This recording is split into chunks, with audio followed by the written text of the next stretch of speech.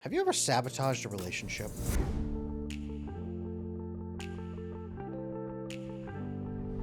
Most of us have. And if you have attachment issues, it's really common. So if the answer is yes, don't despair, don't be hurt.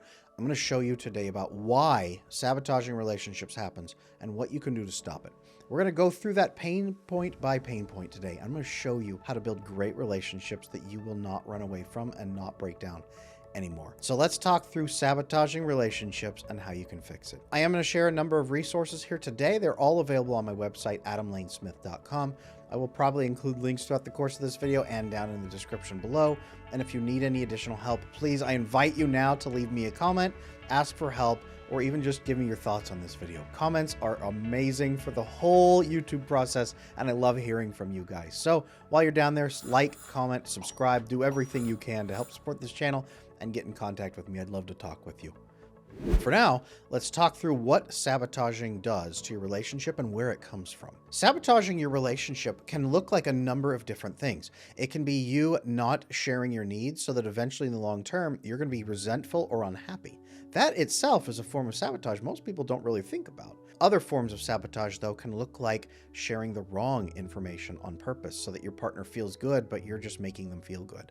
That itself can sabotage a relationship in the long term. It can be blowing up at things that are not a big deal. It can be starting fights that you don't even want to have because you feel scared. It can be letting your fear overwhelm you so that you run away. Some people cheat on their spouse or on their partner out of fear, and that sabotage the relationship. They say, if I do this, this will end the relationship. Then they do it and say, oh no, I've ended the relationship and I just realized that I didn't want to. Sabotaging the relationship can look like some extremes.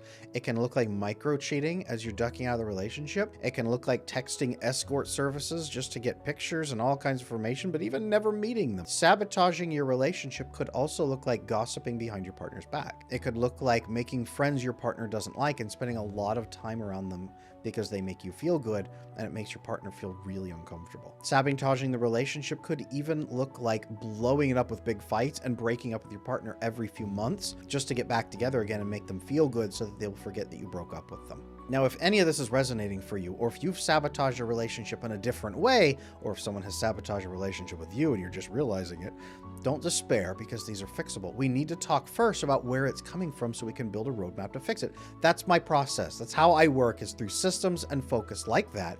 What is the problem? Where is it coming from? What are the exceptions when those problems don't exist? And let's build out a plan to make that happen. You're getting a glimpse here at my coaching practice of how I work with people. So what is sabotaging coming from? Sabotaging comes from fear, point blank. You sabotage something to prevent greater pain later on. It's the anticipation of pain and the fear that something is going to go catastrophically wrong, so you need to shut it down now.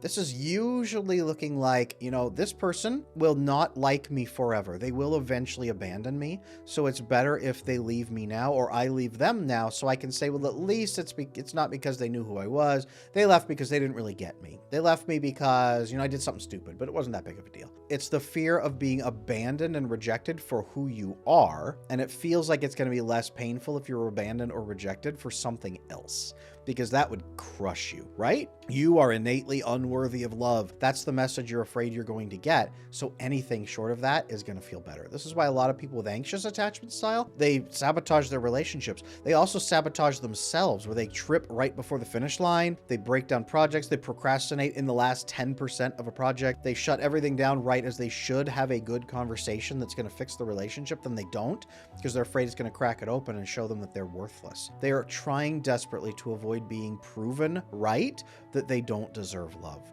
That's where a lot of sabotage comes from the anxious side. It also happens when you have disorganized style, both blend of anxious and avoidant. That's where a big piece of where sabotage comes from, is I'm eventually going to get hurt and rejected and abandoned and thrown aside anyway. You can't do that to me. I reject you first. And they set fire to the house. They leap out the window and then they say, wait, I didn't mean to do that. What am I thinking? And they kick in the door and rush back in with flowers and chocolates while the house is still on fire, saying, I'm going to make you feel amazing. You'll forget that I ever set the house on fire. It's still on fire. Disorganized style does that a lot. They're afraid of getting hurt. Now, avoidant style is afraid of getting betrayed. They're afraid of other people becoming so selfish that they exploit them or turn on them. It's not that they themselves don't deserve love, it's that other people are incapable of it. So an avoidant person will sabotage a relationship by running away.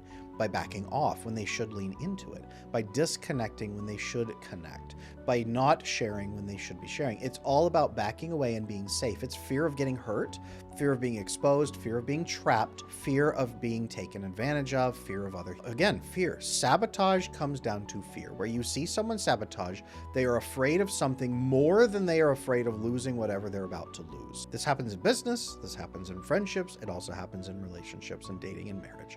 This is, I am more afraid of getting hurt this way than I am of losing you. That's what sabotage comes down to in a romantic relationship. If that's resonating and you've experienced that fear and you've lived with it, then the good news is it is fixable. Because what we need to do is teach you either to not be afraid, teach you to manage that fear, teach you to manage it together with your partner, or teach you that you are going to survive that fear. And it's actually worse to lose your relationships than to go through that fear. That's what we need to teach you here today, because most of those fears are irrational and they are founded on attachment problems is where it comes from. Now, as I mentioned in my attachment bootcamp video course, the best way to stop sabotaging yourself is to start living according to your principles and long-term goals. What you're going to need to do is define your principles and long-term goals so that you can actually live to them. Most people who have attachment issues and live to fear are used to surviving. They are not used to sitting there saying, okay, what do I want in my life? Okay, how can I build toward that? No, they are focused on just getting through and surviving. So you need to define your principles and long-term goals. If you need help with that, click this link right here for the Attachment Bootcamp video course. That will walk you through it in one of the earliest modules of the course. What are my principles? What are my goals? And how do I start living to them? That will build better self-respect as well, so that you can actually care about yourself and feel good in you. Once you start living based on principles and goals instead of fear, it starts being harder to sabotage your relationship, but not impossible, because you may not always catch it when you stop and when you're afraid. Your emotional brain may take control of your logical brain and override you, so you might start making those decisions. One thing that you need to do is out yourself to your partner about your insecurities. This is something I call the I am an anxious person speech, where you describe to your partner and expose who you are and say, look, I am an anxious person. I do give way to fear, and that makes me sabotage a lot of things, and I hate it. I don't want to do it anymore. But it makes me afraid to connect with you. It makes me afraid I'm going to get hurt. I'm afraid of commitment because of this. I'm afraid of getting exposed because I think I don't deserve love, and I don't want to live this way anymore. Can I work with you to build a better relationship? And if you ever see me doing this, this, or this, my three big poker tells, this tells you I am in my head, and I'm about to cause some sabotage to try to protect myself from the hurt. Can you please gently call me on that, and then can we work on it together to resolve my fears? Is that something you're willing to do with me? This is one of the hardest things that you might open up and try to do with a partner, because it's exposing for an anxious person.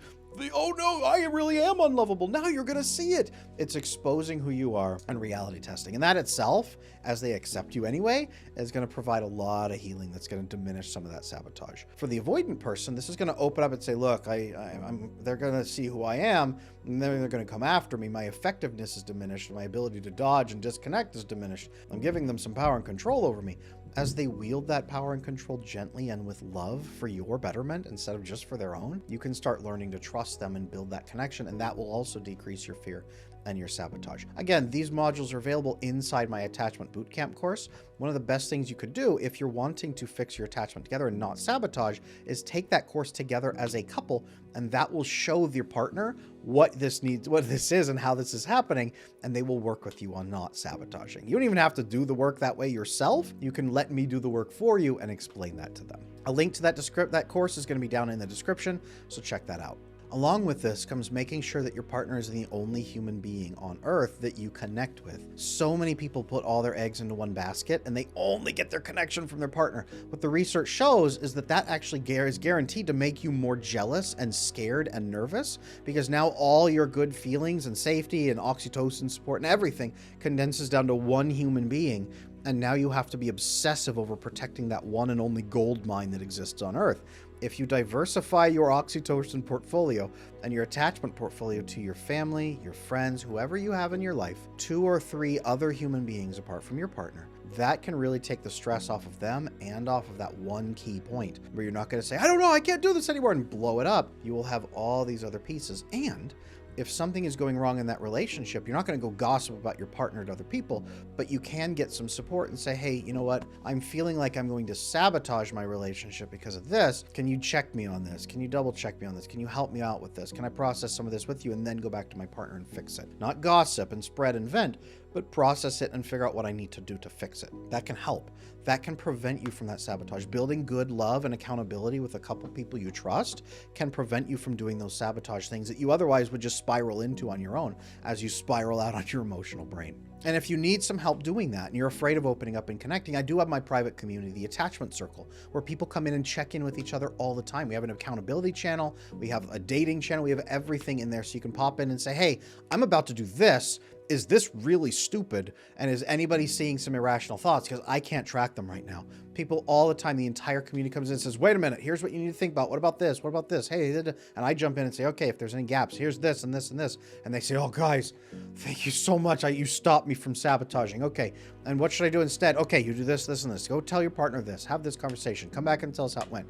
They do, and they say, oh, guys, they got it. Like, oh, man, I never thought I was going to make it through this.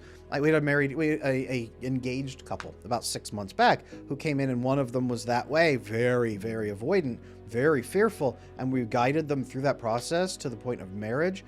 They sent us all their wedding photos. It was incredible to see, but that's the power of having a good community and good people around you. You need that in your life. If that's my private community, there's a link for the Attachment Circle down in the description below. Check in, check us out for a month, check us out for a year, bond with us in there and do that work with us together. Or make sure you're building those local connections as well, because you need all of this in your life. The more human beings you have around you who will prevent you from sabotaging, the less pressure is just on you as a human being. Now, to cement this point, watch this next video that I'm going to link right here, and it's going to be talking about why it's scary to connect with people after a difficult childhood, and I'm going to walk you through some of the literature reviews I have read, I've had to read myself, that tracks your relationships. What's going to surprise you in here is the depth of jealousy and where it comes from when you only have that one person, and why it's so hard to make those connections.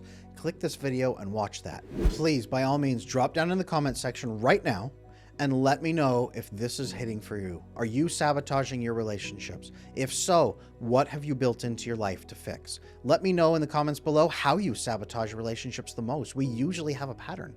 What are you doing to sabotage your relationships, and what are you doing to stop it? If that means building into the community, if that means connecting with my community, if that means getting some help from your family, what are you going to do to overcome your biggest sabotage pattern? Leave that below in the comments. And while you're at it, subscribe and like, and let me know how you're doing, because I want to hear from you guys. I love connecting with you. It makes my life full. So please let me know in the comments how you're doing as well. And I will see you in that next video.